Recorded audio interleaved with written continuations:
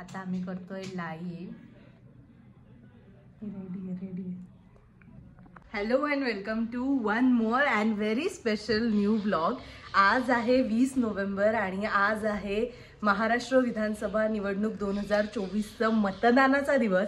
आणि ऑफकोर्स तुम्हाला माहिती आहे मी आजच्या दिवशी आणि रिझल्टच्या दिवशी तुफान काम आहे आणि त्याच्यामुळे सकाळपासूनच आज तयारी चालू आहे. त्यामुळेच खूप धावपळीचा पण तरीही तितकाच इंटरेस्टिंग दिवस जाणार आहे. आता सुरुवातीला मी जाणार आहे मतदानाला आणि मग मतदान झाल्यानंतर थोडं मतदार केंद्रावरती मतदारांशी संवाद साधण्याचा विचार आहे, कारण आम्हाला अनेक व्हिडिओज त्यासाठी करायचे आहेत. बाय द वे, या व्हिडिओच्या माध्यमातून मी हेही सांगू इच्छिते की लोकसत्ताच्या यूट्यूब चॅनलवरती फक्त मतदानाच्या दिवशीचे किंवा प्रचाराचेच नाही तर विधानसभेचा जो निकाल लागणार आहे त्या दिवशीचं आम्ही through out the day live सगळं प्रक्षेपण करणार आहोत. त्याच्यावरती विशेष पॅनल डिस्कशन्स होणार आहेत आणि सगळं इंटरेस्टिंग आणि सगळ्यात महत्त्वाचं म्हणजे समजेल अशा भाषेतले डिस्कशन्स आणि विश्लेषण असणार आहे. सो तेव्हा पण तुम्ही पाहायला विसरू नका.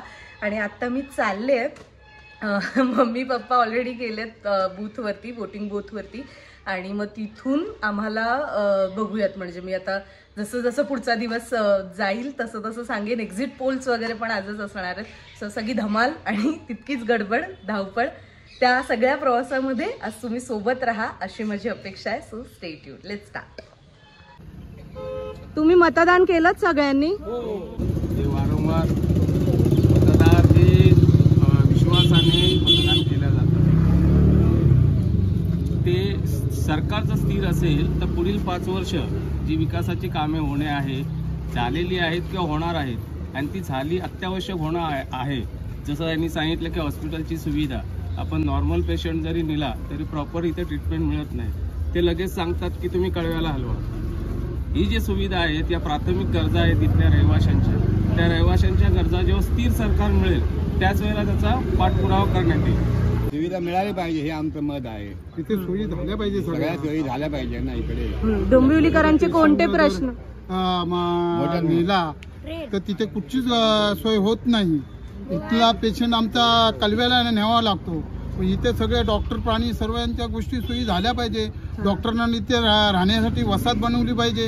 ही प्रत्येक ह्या आमदार खासदारांनी याची सोय केली पाहिजे. डोंबिवलीमध्ये महत्वाचं, डोंबिवलीमध्ये लोक प्रवास करतात ट्रेननी, जेंट्स अँड लेडीज असू दे, जेंट्स असू दे, लेडीज असू दे, जेंट्स असू दे, बाहेर उभा राहून प्रवास करतात आणि कित्येक लेडीज कित्येक जेंट्स पडतात आणि मृत्युमुखी पडतात. तर त्याच्यासाठी जे येणारं सरकार आहे त्यानं काहीतरी व्यवस्था करावी, जास्त गाड्या वाढवाव्यात. किंवा आम्ही सिनियर सिटीजन जेव्हा प्रवास करतो नाविलाज होता, आतमध्ये जायलाच मिळत नाही. बसायची तर सोय सिनियर सिटीजनला देतच नाही. मुलांना इथे खेळण्यासाठी मैदान नाहीये, ते सुद्धा हे करावं. बोला, तुमच्या काय अपेक्षा आहेत? कामगारांना आम्हाला मुंबईतच घरं पाहिजे. उल्हासनगरला बदलापूरला पेन्शन वाढली पाहिजे कामगारांची. आणि महिलांसाठी काय मागण्या आहेत तुमच्या, महिला म्हणून आता येणाऱ्या सरकारकडून? महिलांसाठी काय, महिलांचं आपलं घर दिवसांदिवस महागाई वाढलेली आहे. मुलांना चांगल्या नोकऱ्या मिळवून दे, महागाई थोडी कमी होऊन दे आणि आपल्या हे महाराष्ट्राचं राज्याहून महाराष्ट्राचं रक्षण करून दे. सगळे चांगले कार्य. आता लाडकी बहीण योजनेचे पैसे मिळाले तुम्हाला? आता त्याच्यावरनं पण वेगवेगळं सांगतात की काही जण म्हणतात की आमची सरकार आलं की आम्ही 3,000 देणार, काही 21,000 नको, 1,500 नाही दिले तरी चालतील. फक्त आम्हाला महाराष्ट्र चांगलं ठेवा. आपल्या सर्वांचं, सगळ्या महिला मंडळाचं रक्षण करण्याचं चांगलं हे करा. पैसे नाही मिळाले तर चालतील, फक्त आपलं महाराष्ट्र चांगलं राहायला पाहिजे. मराठी माणूस सगळे आपण मराठीच आहोत आणि मराठीच राहिले पाहिजे. सो अशा सगळ्या प्रतिक्रिया एकत्र करून शेवटी मी निघाले. एक साधारण 11, 11:30च्या सुमारास मी ट्रेन पकडायला निघाले. बाय द वे, ही डोंबिवलीची स्थिती स्टेशनवरची कामच चालू आहे, पण अगेन त्याच्यामुळे पण अनेकदा प्रॉब्लेम्स होतात. गर्दीच्या वेळी अनेकदा प्रॉब्लेम्स होतात. लेडीज कोचमध्ये त्या दिवशी 20 नोव्हेंबरला मतदानाची खरं तर सुट्टी होती, पण तरीही काही जण बाहेर निघाले होते. मीही वोट केलं बरं का. त्याचंच म्हटलं तेवढं तरी एक फोटो काढायलाही वेळ मिळाला नाही मला. नशीब हा व्हिडिओ काढला होता. कसं बसं मग त्याच्यातनं CST स्टेशनला पोहोचले आणि त्या दिवशी मतदान असल्यामुळे जी माझी रेग्युलर बस आहे ती सुद्धा बंद होती. त्याच्यामुळे ही जी अल्टरनेट बस आहे ती मग मी पकडली आणि तिनं पूर्ण मरीन ड्राईव्ह फिरून जाते. तर त्याच्यामुळे मग हे चला म्हणजे तेही व्हिज्युअल्स पाहायला मिळाले. प्रेसिताने आणला होता सोयाबीन भात, तर तो थोडासा दुपारी 1 चमचाभर खाल्ला आणि ना आमच्या ऑफिसमध्ये ह्या नवीन खिडक्या बसवल्या आहेत ना आता प्लाय काढून, सो असं मस्त संध्याकाळचं ऊन वगैरे ऊन संध्याकाळी येतं ते बरं वाटतं, दुपारी अगदी टोचतं ते ऊन असं बाहेर येऊन. आणि सो बेसिकली आम्ही त्या दिवशी कोणीच नव्हतं फार ऑफिसमध्ये, आम्हीच होतो 5-6 जणं आणि प्रिंटचे आले होते नंतर पण ते पण गेले. मी म्हटलं ना ऊन खूप सुंदर दिसत असतं म्हणजे ऊन, मीही दिसत असेल तर सांगा तसं. एनिवे त्याच्यानंतर परत शूट्स केले, सो तो त्याची पण एक झलक बघा आता. रेडी. महाराष्ट्रात आज विधानसभा निवडणुकीसाठीचं मतदान पार पडत होतं आणि त्याच दरम्यान महाराष्ट्रामध्ये एक खळबळजनक घटना, एक खळबळजनक घोटाळा समोर आला आणि हा घोटाळा म्हणजे बिटकॉइन घोटाळा. असेल तर लाईक करायला विसरू नका. तशाच आपल्या प्रतिक्रिया कमेंटमध्ये सुद्धा नक्की नोंदवा. पण नवनवीन अपडेट्ससाठी पाहत रहा लोकसत्ता लाईव्ह. तर आत्ता वाजले रात्रीचे 10 आणि हे ऑफिसमधले सगळे गेलेले आहेत. ऑलमोस्ट सगळं ऑफिस रिकामं आहे. वेड्यासारखी फिरते ऑफिसमध्ये. बाय द वे ती जी समोर तुम्हाला रंग दिसतात ना ती LICची बिल्डिंग आहे आणि हे दिवाळीचं त्यांचं डेकोरेशन जे अजूनपर्यंत ठेवलेलं आहे.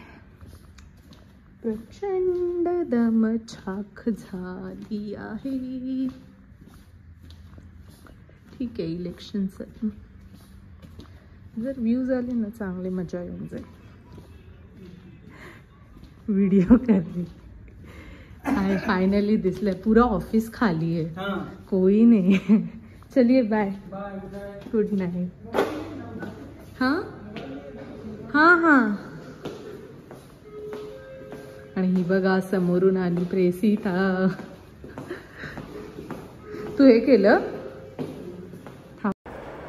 त्या दिवशी. खरं तर इतक्या सगळ्या नवीन गोष्टी ट्राय आऊट केल्या आणि मी जसं सांगितलं तसं म्हणजे कदाचित पुढे सांगेन आता की निवडणुकीच्या निकालाच्या दिवशीसुद्धा आम्ही असंच एक लाईव्ह करणार आहे जे कंटिन्यू आणि पहिल्यांदा मी स्वतः पहिल्यांदा करते. पण एक साधारण आमचं भरपूर प्लॅनिंग आणि भरपूर तयारी त्याच्यासाठी जय्यत सुरू आहे आणि त्यामुळेच हा सगळा वेळ जात होता. आम्ही 10ला म्हटलं तसं 10-10:15 ऑफिसमधनं निघालो. हे Vidhan Bhavan by the way ऑफिसच्या समोरच आहे ते.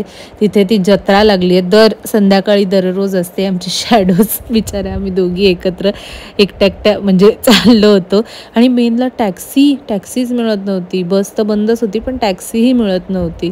शेवटी कशीबशी टॅक्सी मिळाली आणि आम्ही आता निघालोय फायनली. किती वाजले प्रेसिता? 10:15. बघ तुला आता इथे ह्या लाईव्हमध्ये मान दिलं. बाय द वे तुम्ही हा व्हिडिओ जेव्हा केव्हा बघताय तुम्ही आधी आमच्या लोकसत्ताच्या चॅनलवर जाऊन आम्ही आज केलेले व्हिडिओ बघा. प्रचंड तुफानी मेहनत केली होती आणि कधीही बघा बिंज वॉच वगैरे करा. दिवसभर आम्ही काहीही एक भजीपाव खाल्लाय आणि हिने आणलेला थोडासा भात खाल्ला आणि तसं जे सकाळपासून कामामध्ये काही गोष्टी कसं नवीन ट्राय करतोय तर ते थोडं मिसमॅनेजमेंट पण होतं आहे. But yes again trying new is better than doing nothing basic. So चला आता बघू काही इंटरेस्टिंग फार नंतर प्रवासात तर घडणार नाही. मला घरी पोचायला पण 12-12:30 होते. पण लेट्स सी काही घडलं तर दाखवते, नाही तर हा व्हिडिओ संपवूया आपण. Bye bye. सो येस असा ट्रेनमध्ये खात माझा प्रवास झाला आणि मी घरी पोहोचले. व्हिडिओ आवडला असेल तर लाईक करा आणि पुढचा व्हिडिओ येईपर्यंत सबस्क्राईब. Bye bye.